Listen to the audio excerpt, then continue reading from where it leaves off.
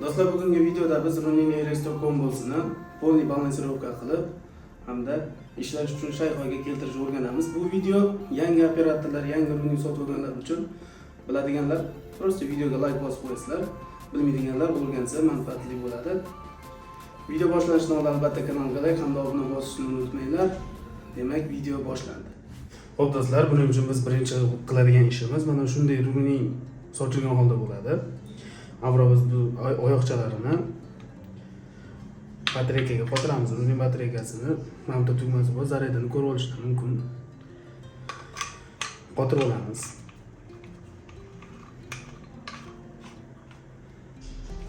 Qotdi. Biz bu batareykani running mana shu qismiga, ya'ni mana bu qismi batareykani sxemasiga tegish kerak. Tekkandan keyin runningni aylantirganlaringizda shu batareykani zamok, ya'ni qulf qilib qo'yadigan joyi bo'ladi. Shuni qulfga borib itarib qo'yasizlar. Mana running qotdi. Endi biz buni oyog'ini qo'yishimiz mumkin. Har bir runningda har xil bu Airstore bo'lgani uchun mana bitta zamok qulfi bo'ladi. Zamok hamda qulflar bo'ladi. Buni ochganlaringizda motorchiklar qimirlashi mumkin. Hozir o'chik, zararsiz ishlashi. Qotadi. Oyoqlarni qo'yib olamiz. Har bir 3 ta motorchigi bo'lsa, uchalasida ham zamoklari bo'ladi. Yechib olamiz. Running mana shunday holda turib turish kerak. Motorchigi o'zingizga qarab turish kerak va mana bu qismi ochiladi. Buni ochish uchun mana bitta zamok tugmasi bor. Buni ochganda chiqadi, olasiz. Buni fotoapparatni tagiga qotirasiz. Har bir fotoapparatda bir xil. Hozir bizda R5 kamerasi fotoapparatga qotirasiz. Fotoapparatga qotirganda uzunasiga qotirasiz, bunaqasiga emas. Album deganda qotirasiz. Mustahkam qotirish kerak, chunki bu fotoapparat ushlab turadigan qismi. Tekisligiga qaraysiz va mana shu yonidan runningga kirgizasiz.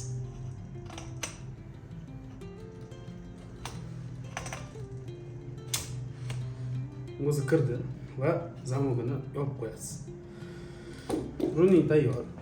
Endi buni balansirovka qilishimiz kerak. Balans qilish uchun aytganimizda qulfini ochamiz. Mana o'sha running ketib qolyapti.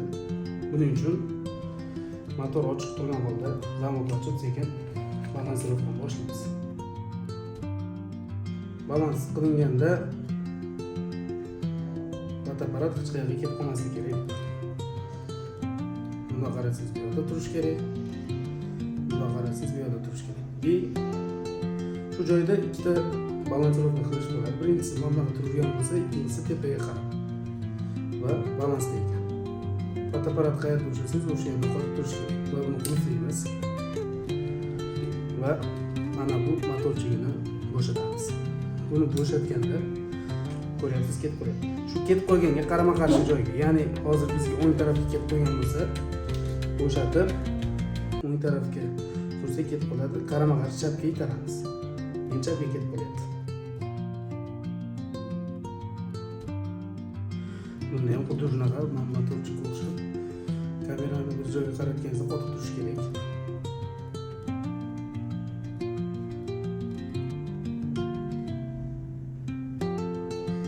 Balansirovka to'g'ri bo'ldi. Endi eng tagi motorchi ko'rinayotgan bo'lsa, mana shunda zamok bo'ladi. Bo'shatasiz. Buni qanday tegishlaysiz? Running ko'tarib unga yoki chapga ketkazasiz. Ko'ryapsiz, ketib qolyapti. Kamera ketib qolyapti. Mana bunda turish kerak. Lekin ketib qolyapti. Bu degani ozgina balansdan chiqqan degani.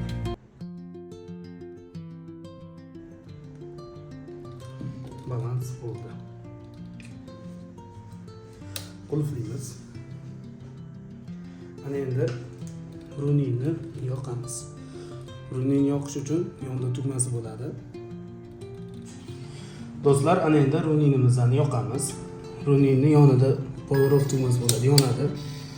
Hamma zamoklar yechiladi va buni endi balans qildik. Running o'zini o'zi balansirovka qilib to'g'lashga o'shanchamiz kalibratsiya qilamiz. Ya'ni runingga kirganingizda asosiy menyuda e-restoranlarda eng tepa chap tomonda kirasiz. Nachat kalibrovka bosasiz. Runing o'zini o'zi qaltirab, o'zini o'zi balans qilib oladi. Ko'rishingiz mumkin. Motorchiklarni sharqoga keltirib, o'zini o'zi balans qilib to'g'rilab va 100% bo'ladi. Bitikga chiqsa, balans to'g'ri qilingan bo'ladi. Asosiy menyuga qaytasiz. Mana bu o'ng tomonda agar sizda oranjiy yoki qizil bo'lsa, balans noto'g'ri qilingandan dalolat bo'ladi. Kirsangiz hammasi chiroq o'rtada turgan bo'lishi kerak. Runi ishlataverasiz. Va qo'shimcha oyoqchalari bo'lishi mumkin. Buni ulash uchun o'zingizga qulay qoldi mana bunday deb to'g'lab olasiz. Va mana bu qismi bo'shatib, runing yonida shuni pastdan ko'tarib qotirib qo'yasiz. Bu operatorlarga birmuncha qulaylik. Ya'ni faqat mana bu qismidan emas, runingni mana bu qismidan ham boshqarsa bo'ladi. Kameramizni yoqamiz. Ko'pincha runingda ishlaganda kamerani iloji bo'lsa batareykalar zo'r bo'lsa avtoga qo'yib olishlarni tavsiya beraman, chunki emda bo'lsa, ya'ni uni to'g'irlash, ISOlarni to'g'irlash, ranglarni to'g'irlash birmuncha qiyinchilikka olib keladi va kameraga tegayotganda juda ehtiyotkor bo'lib, iloji bo'lsa kamerani ushlab qimirlatmasdan avtoga qo'yilsa hamma ranglari, hammasi yaxshi bo'ladi. Runing bemalol ishlasanglar bo'ladi va runing to'rlarida mana bu jo'stigi ishlamasligi mumkin, buni tezligini oshirish, boshqalarni qilish mumkin. Bu tugmasi RS2larda buni olib turamiz. RS2larda nastroykasi ichida bo'lsa, lekin bunda yonida bo'ladi. Hozir ko'rishingiz mumkin. Endi bu tezlik blokka tushdi. Runing tezligi, buni plyusga bosib tez harakat qilsanglar sport rejimga o'tadi. Sekin harakat qilsanglar sekin. Pastga tushirsanglar joystik ishlaydi. O'ng tomonida buni rejimlari. Hozir bizda PTF da turibdi. Buni bossangiz runing tepaga hech qayerga qaramaydi. Faqat o'ngga chapga ishlatishingiz mumkin. Pastga tushirsangiz 360 rejim, ya'ni joystick yordamida faqat 360 gradusga aylanadi. Buni o'zingiz nastroyga qo'ysangiz bo'ladi. Buni ko'pincha men shunday ishlatganim uchun uchinchisini shunga nastroyga qo'yganman. Bu nastroykani to'g'rilash uchun bunga kirasiz va bundan qo'ysangiz bo'ladi va tezliklarni qo'ysangiz bo'ladi. Nastroyga qilib o'zingiz. Menga shu qulay bo'lgani uchun shu. Asosan PTF da ishlayman. Hozircha shu runing restore, pony balansировка sborkasini ko'rdik. Video yoqqan bo'lsa albatta kanalga like bosib, hamda obuna tugmasini bosishingizdan chiqmasin. Keyingi safar nima haqida video tayyorlashimizni aytsanglar, shuni olib chiqishga harakat qilamiz.